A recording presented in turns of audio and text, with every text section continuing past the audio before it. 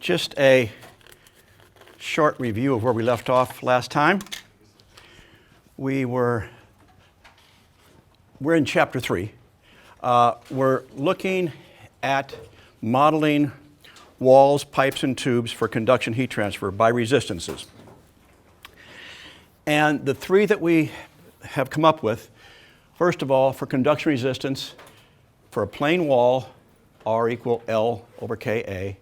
A cylinder, a function of the natural log of the ratio of the resistances, of the radiuses, and a convection resistance, 1 over HA.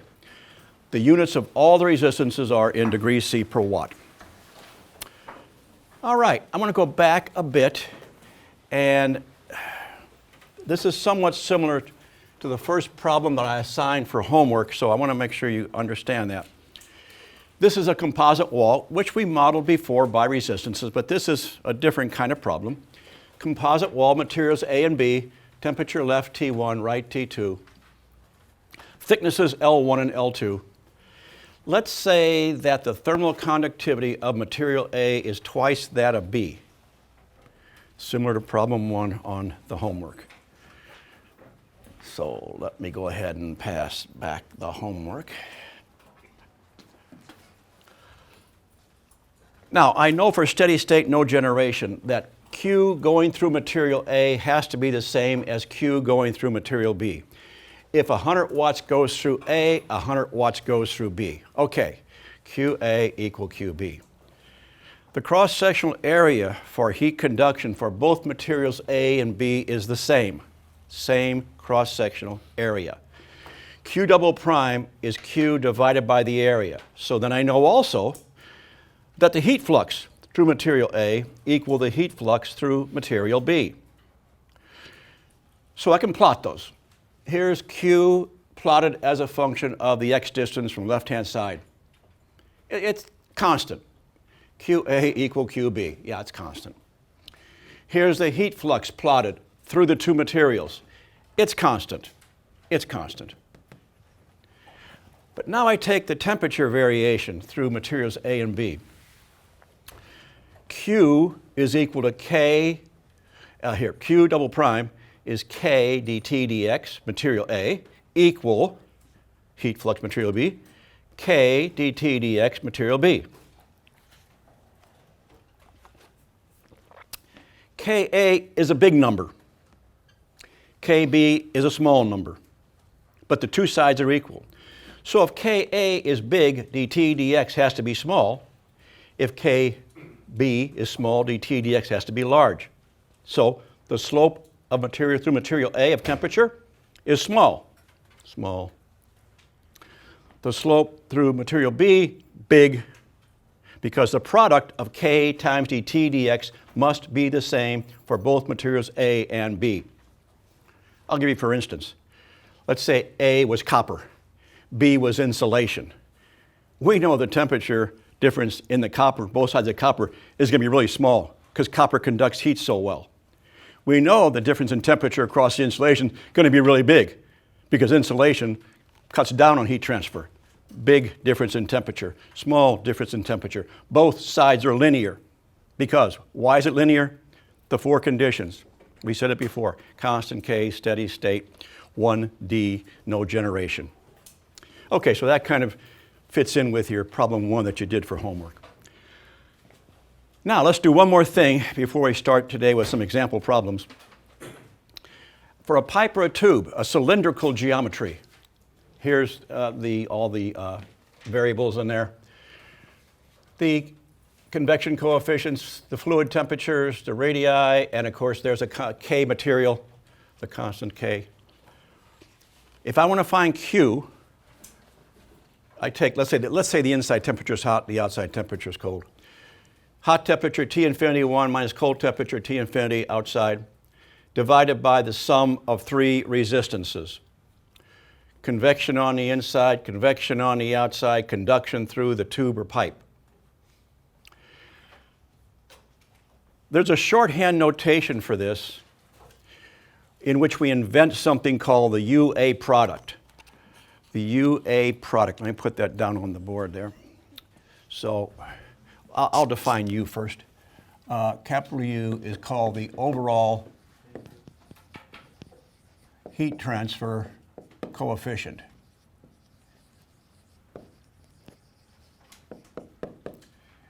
UA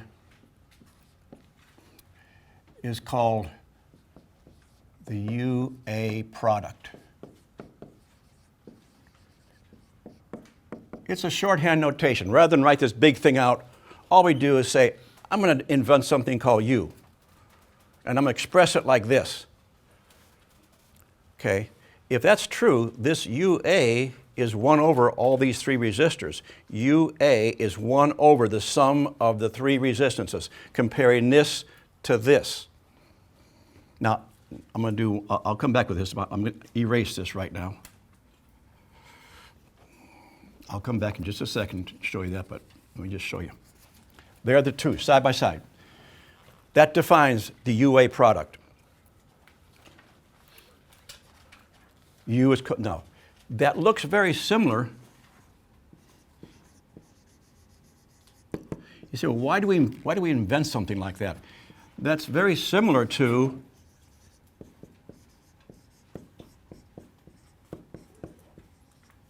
Newton's law. Q equal HA Ts minus T infinity. So we now invent something called the UA product, which includes not only convection, but it includes some conduction. That's where its history is. Now, once you do that, you say, well, what area do you want to put in here? Because for a tubular pipe, there's an outside area or an inside area. And I say to you, I don't care, pick something. You say, okay, I'm going to put the inside area there. Okay, put I there, put I there. That's called the UA product based on the inside area. If you don't like that, you can say, well, no, I'm going to base it on the outside area. That's okay.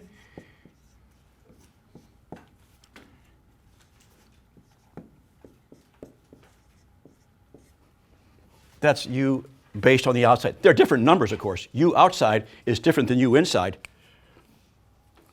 Who uses this? Typically the real-world engineers who are working in the thermal sciences area. They like to use the UA product because it's so simple to say rather than this denominator. They just say the UA product of my heat exchanger is this. So it's used in industry. We won't use it a lot in this class, but you should be aware of what that means, just so you know if you hear the word UA product or overall heat transfer coefficient, you kind of know what it means and how to use it. What is H? H is the heat transfer coefficient. What is U? You add the word in front of it, the overall heat transfer coefficient. Why is it overall? It includes convection on the inside, convection on the outside, and conduction through the material. That's why it's called overall, the overall heat transfer coefficient U. UA is just, we call that the UA product. Okay. Okay, so now we know what that means at least. We might come back to it later, once or twice more in the semester, we'll see. All right, now let's work some example problems using this material out of Chapter 3. I'm going to start with this particular problem. It's problem 3.7, end of the chapter, 3.7, end of Chapter 3, and I'll read it. Okay, this is a refrigerator.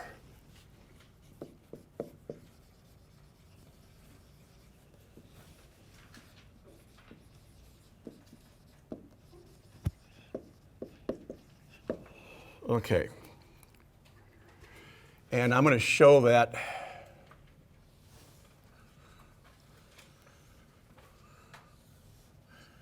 we're looking at the wall of the refrigerator. This is the insulation.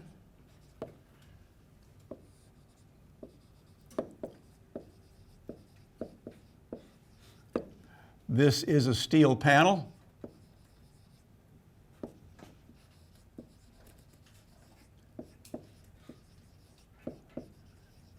In the refrigerator, we sandwich the insulation between two steel panels. We're given the thickness of these.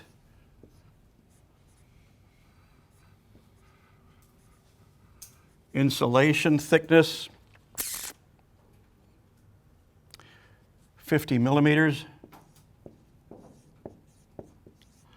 The panel thickness, 3 thousandths of a meter.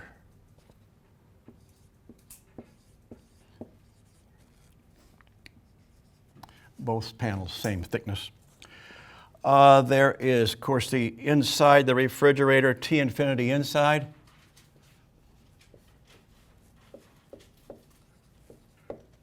We're going to assume is 4 degrees C.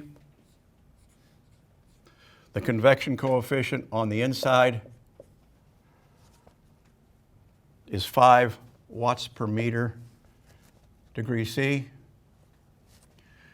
On the outside of the refrigerator, on the kitchen side, the temperature is 25 degrees C.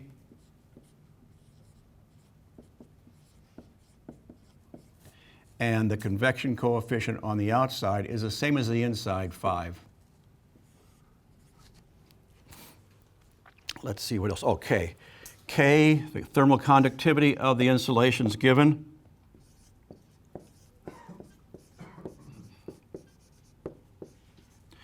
K of the steel panel is given.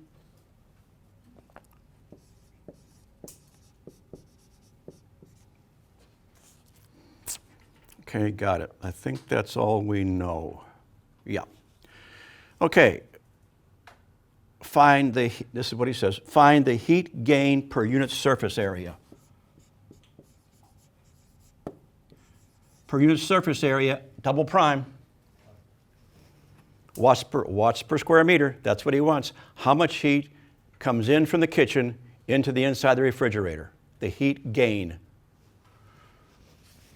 Okay, so then we're going, let's see, let me read the words. Part A of the problem. He says, show the thermal circuit representing the steady state heat transfer solution. Okay, show the thermal circuit. He says, be sure to label all is in italics, all the elements, that's the resistances, all the nodes, and all the heat rates. Leave in symbolic form, which means don't put numbers in it.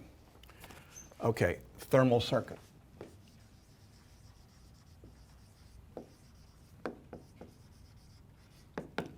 All right, I'm going to start with the hot side, the outside, T infinity outside. Okay, I go through convection. The convection is 1 over H outside area.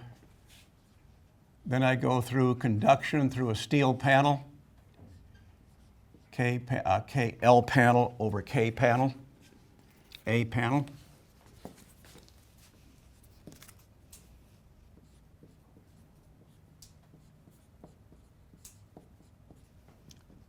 Then I go through insulation, L insulation. Okay. I'll say INS, KINS, times the area. The areas are all the same. You just call it A. Call the areas A. Then I go through steel panel. Then I go through convection. L panel, K panel A, convection 1 over H outside A outside. Inside, pardon me. Temperature inside, T infinity inside. Okay. So far, he said label everything in symbols, no numbers. Okay, so far, I've labeled all the resistances. Next step, I didn't label all the nodes. What are the nodes? Where the temperatures are. The nodal temperatures. I didn't label them. So I'll call this guy, I'll just say, I'll call him T1, I'll call him T2, I'll call him T3, and I'll call him T4. Label all the heat flows. There's only one. This is a series connection of resistances. Only one Q.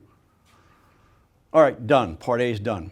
I've drawn the thermal circuit. I've labeled everything in symbolic terms.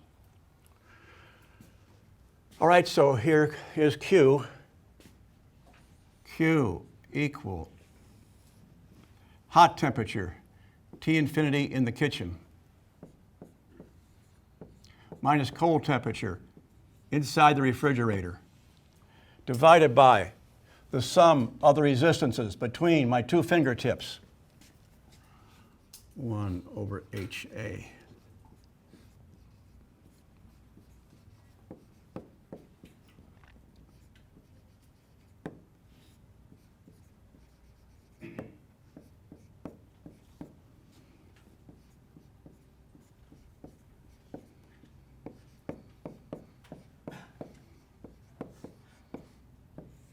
Got it. What was I asked to find? Q double prime. What's that equation? Q. Uh-oh, not the same. I gotta get Q double prime. So I say, what's Q double prime? Q divided by A, which means divide everything in this equation by A. T infinity outside, T infinity inside.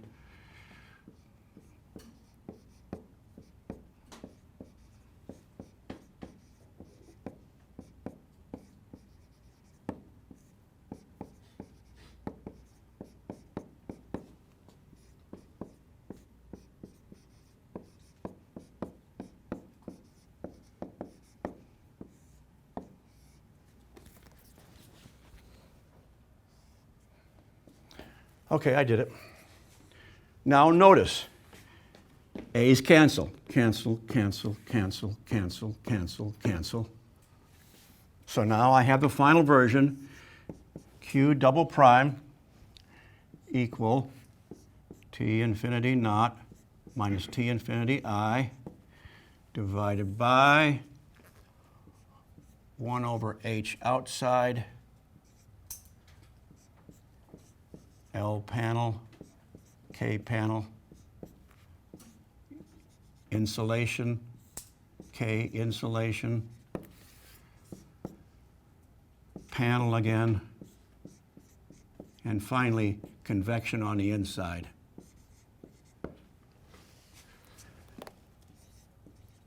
Zero 0.2, 1.05, 0.2.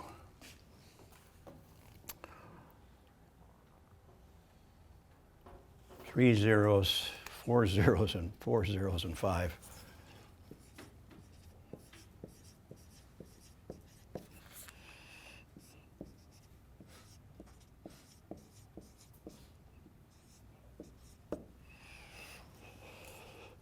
T infinity outside in the kitchen, 25 degrees.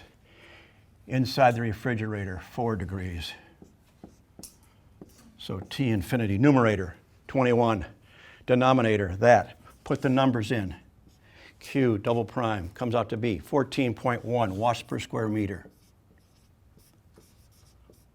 That's how much heat's coming through every square meter of refrigerator wall surface from the warm kitchen to the cold interior of the refrigerator. Now the resistances tell you a big story. You say, why? Because if you want to insulate something, you know what you want to be big. You want the resistance to be big. High resistance cuts down on heat transfer. Look at your resistances. Of course, the dominant one is the insulation. Of course, that's the idea. It's big, 1. Convection, both sides, 0.2. But here's the catcher. There's really no resistance to the steel panel. Steel's a good conductor of heat. It's very, very thin. which means the resistance of the steel is negligible. You could forget about the steel panel in this problem, and the answer would still be 14.1. You could forget about the steel, the answer would still be 14.1, because steel is a good conductor of heat.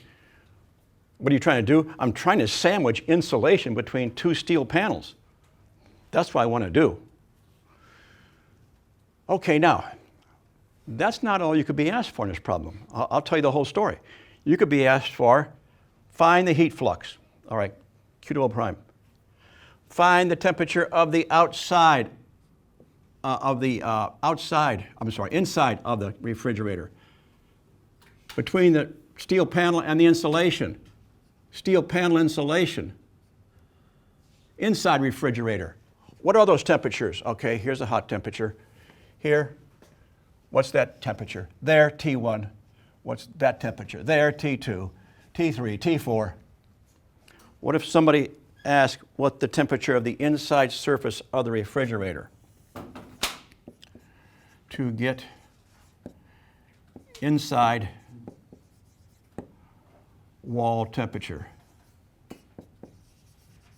What you're going to do, first step, is you locate on this picture what you want to find inside the refrigerator. It's cold here. Inside, right there, on the steel panel, right there. What's that between the inside convection coefficient and the steel panel? Look up here. Inside convection coefficient here and the steel panel here. That's it. I want T4.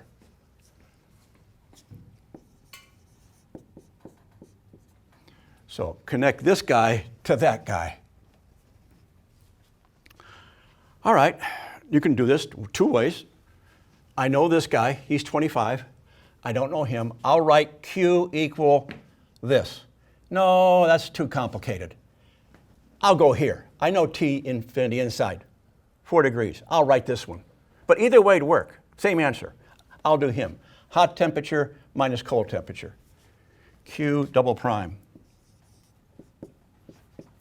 T4 minus T infinity inside divided by that resistance, 1 over HI, right here, 1 over HI.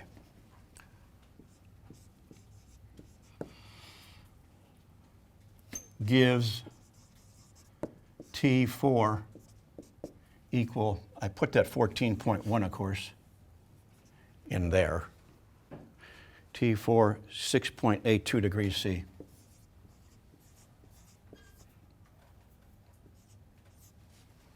But you could be asked to find T1, or T2, or T3, or T4, or everything. 5 unknowns. 5 possible unknowns to that problem. Okay, series connection of resistances. Now, let's take another problem. Okay, any question on that before I go on? Okay, all right. So let's look at this problem now.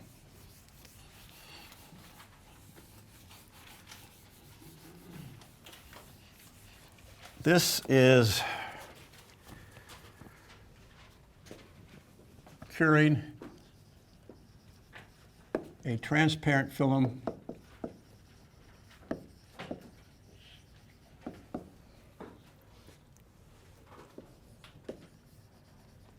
by radiant heating.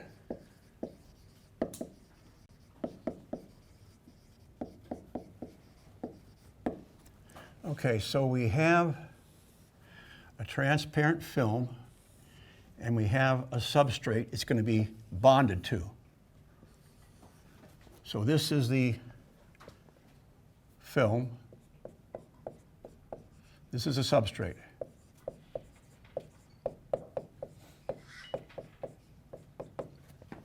This is the bond surface.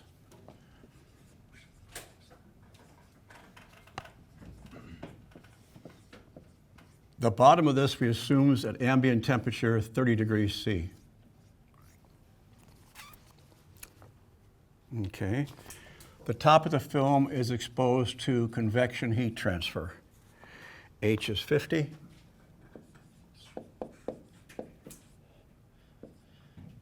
Watts per square meter.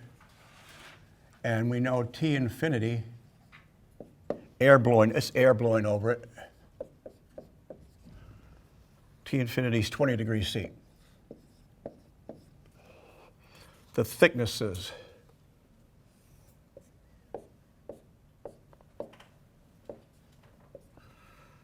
The film, 0.25 millimeters.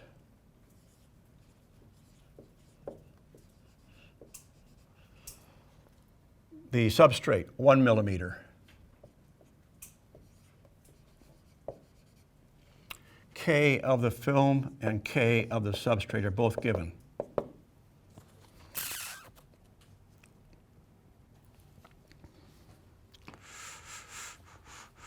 Okay, film is 0.025 watts per meter degree C. Substrate is 0.05.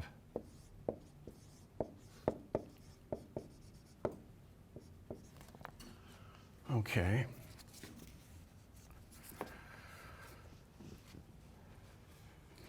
Let me read it because, as I told you before, these problems from this textbook sometimes are difficult to understand what he's telling you and what you're supposed to find. Okay, I'm going to read it now. In a manufacturing process, a transparent film is being bonded to a substrate as shown in the sketch. To cure the bond at a temperature of 60 degrees, a radiant source is used to provide a heat flux Q naught double prime, all of which is absorbed at the bonded surface. Here's the radiant heat source, Q naught double prime, like a heat lamp put on this thing. What does the word transparent mean? The heat from the heat lamp goes through that. It's like a window. Window's transparent. So the heat from the heat lamp goes through the film and strikes the substrate. The problem says it's all absorbed at the substrate film bonding point. Okay, and that bonding takes place, you have to get to 60 degrees, otherwise the film is not going to adhere to the substrate. So you take the film like this, and this is the substrate, and you put the clear plastic film on the substrate material and expose it to a heat lamp. And when you're done, they're stuck together. They adhere to each other. That's called bonding. Okay, so the first thing is to read, there's a picture in there, but the first thing is to read that and try to understand what's going on. Every word is super important. It says, I'll just read one. All the heat flux is absorbed at the bonded surface. It tells you where this arrow ends, right there. What does he ask for? What heat flux do I need to get the bond temperature to 60 degrees? What heat flux do I need to get that bond temperature at 60? Find Q naught double prime. Okay. All right, so the first step we're going to do is to draw the thermal circuit. Okay. We're going to start, we'll start at 30 here. So here's 30 degree C. Okay.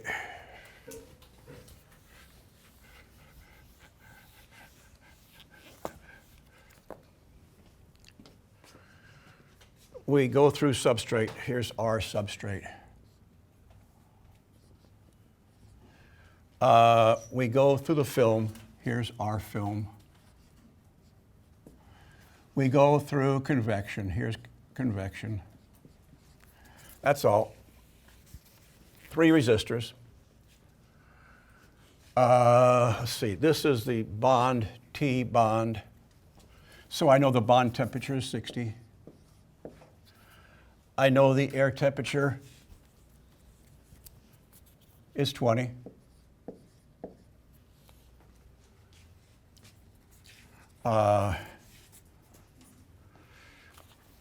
Yeah, that's all I need, I think. Yeah. So let's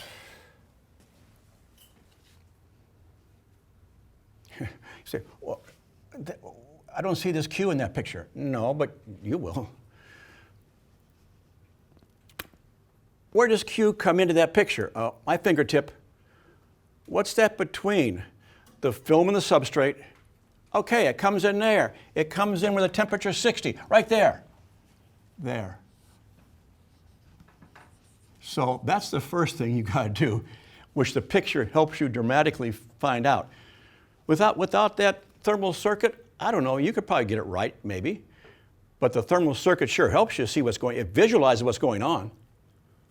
So the heat goes into there, it's hot. Temperature of the body, 60. He's low, 30. He's low, 20. Guess which way the heat flows? Well, I'll tell you. It goes from hot to cold. All right. So we can call that Q0. We can call this, if you want, Q1. We can call, if you want, Q2.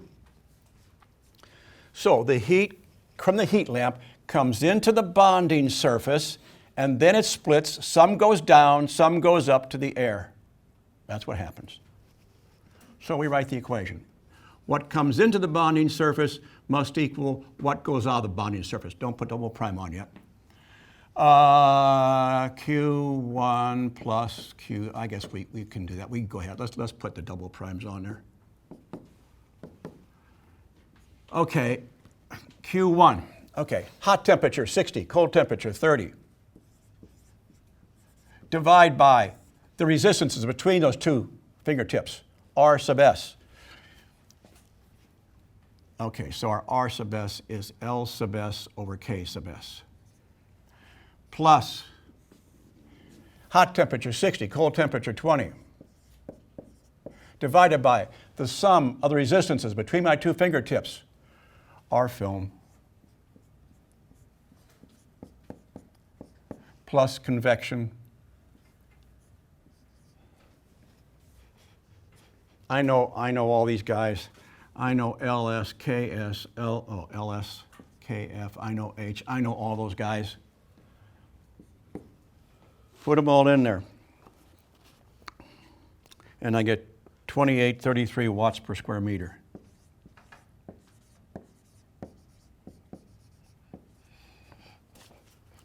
Almost 3 kilowatts per square meter I need to be absorbed at the bonding surface in order to get that temperature there to 60 degrees C. Is it series connection? No. Is it parallel? No. No, it's neither one. This is another case. So now you see me work in class a series case, a parallel case, and now this kind of a case. But you got to translate these words and the picture in the textbook to this guy to start the problem. Otherwise, it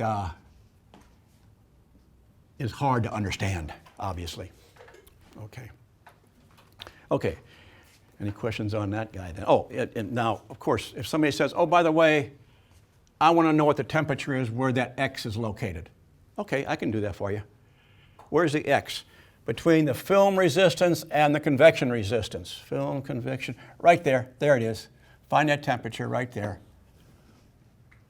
Okay, here's Q2, right here, Q2. Q2 equal that temperature minus 20 divided by that 1 over H. So yeah, you can do that, not a problem. In this problem, what can you find this problem? Okay, you can find Q naught double prime. You can find this, you can find this, you can find this, you can find that. 4 things you can be asked for in a problem like that. Okay, 3 Qs, 1 temperature. All right. Now, let's take another similar problem, but in cylindrical coordinates. Sure. So if you gave it that much heat flux, would it not get hotter than 60? Now, what was that again? So if you gave it the 2833 watts per meter squared, would it not get, would the bond not get hotter than 60? Right, okay. Right, exactly. Yeah. You're trying to get, you know that film sticks to the substrate when you get to 60. So your goal is to get to 60 somehow, yeah. What you need then is that guy right there. More than that, it's going to get hotter. Less than that, it's going to be lower temperature. Yeah. This example comes out of the textbook, back of the chapter, problem 352. Okay, let's do 352. All right. I'll read in just a minute. It looks like this. There's a cylinder surrounding a rod. So this is the rod. It's solid, of course. A rod is solid. This is a cylinder.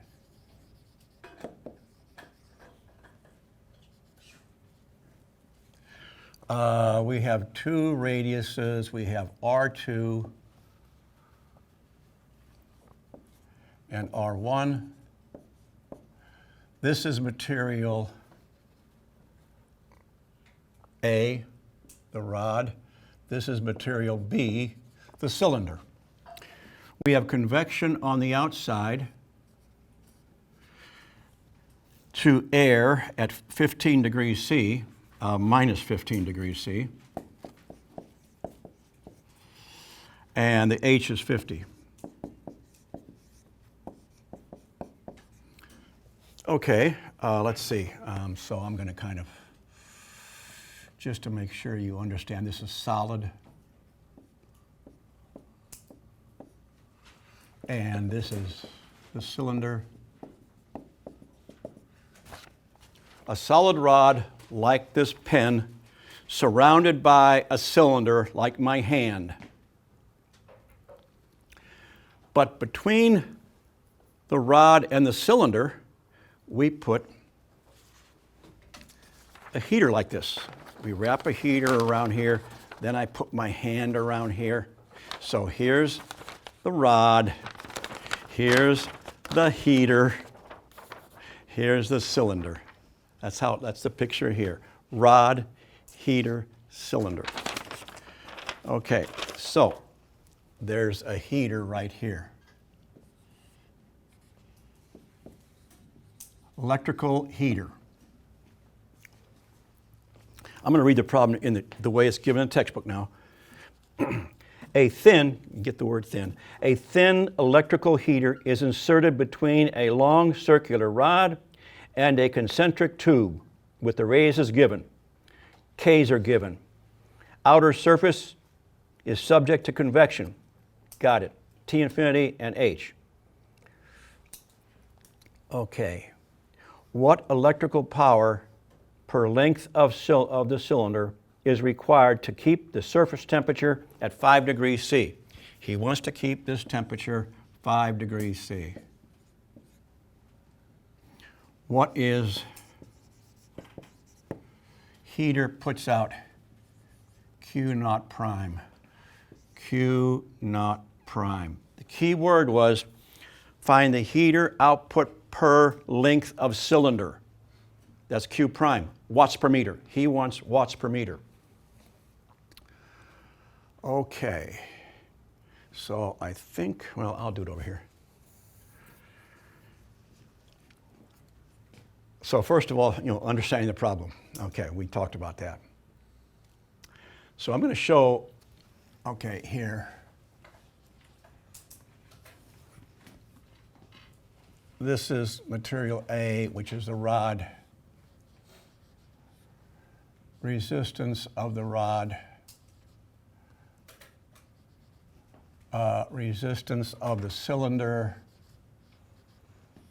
Resistance of convection. This is the cylinder. And this is convection. Air temperature here, T infinity. I'll just put T infinity there. I'll go ahead and put it what it is. It's minus 15. I want to keep the outer surface temperature at 5, right there. Okay. The problem we previously worked, the first step was to say, okay, there's that radiant heat flux that comes in to the bonding surface. Where is it on my picture? Okay, right there. This problem, where is the heater? Right there. In my picture, where is the heater? Between here and here. Got it. That's where it comes in. Q naught prime. Now we write the equation. Now, just like here, next step is to write the equation down. Okay. Q naught prime equal hot temperature, 5, minus cold temperature, minus 15, divided by R convection, 1 over, I'm going to do it like this, 1 over HA. This is minus 20 divided by 1 over H. The area is pi d L H. Area is pi d L. Now, this is where people are going to stumble. Over here, it came into this node and it split left and right. Over here, it comes into this node and it doesn't split because the Q here is 0. So it makes a right turn and it goes out that way.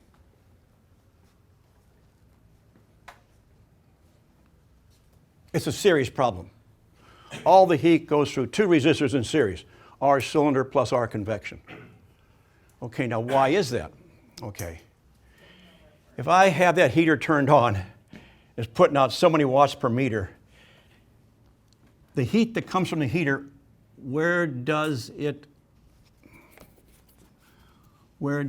go? Well, some goes outside, some goes outside, some goes inside, some goes outside, some goes inside, some goes outside, some goes inside.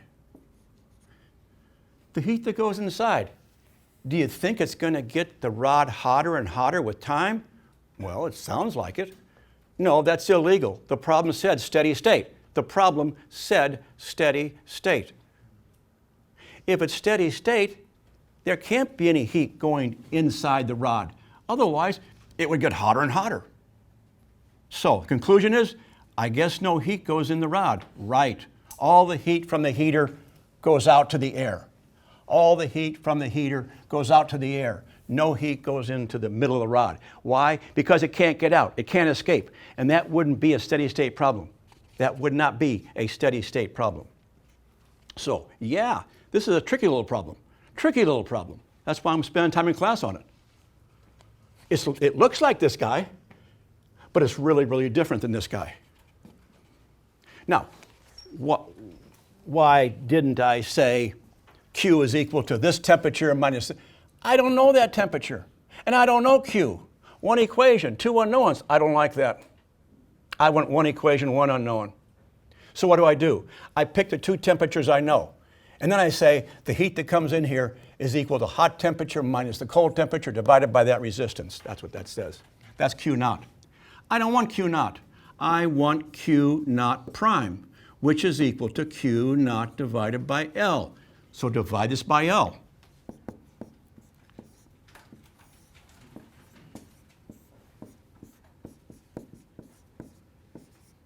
And guess what happens? The L's cancel out.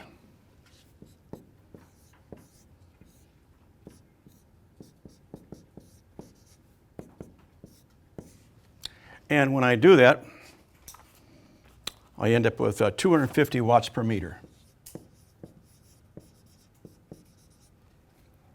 That's how I get Q prime from the Q equation. I divide both sides by L.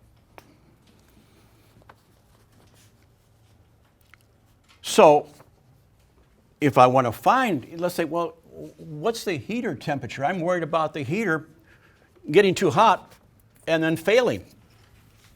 Okay, so you want the heater temperature? All right, here's how you get the heater temperature.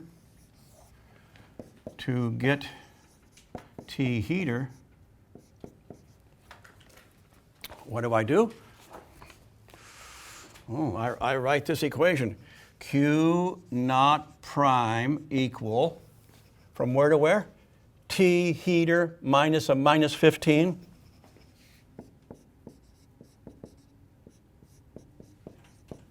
Divided by the sum of the resistances between my 2 fingertips. 1 over pi d, let's do this one here, the cylinder. The cylinder is natural log of R2 over R1 pi d k, and the convection is 1 over pi d h. This gives T heater 23.5 degrees C.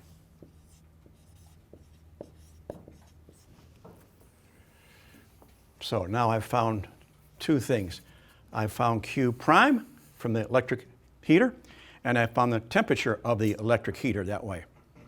So that's a little tricky problem. That's why I spend class time going over that problem, because I want you to understand what's going on a problem like that. Okay, if you came in late, we passed back homework. Get that before you leave, and then we'll see you on Friday.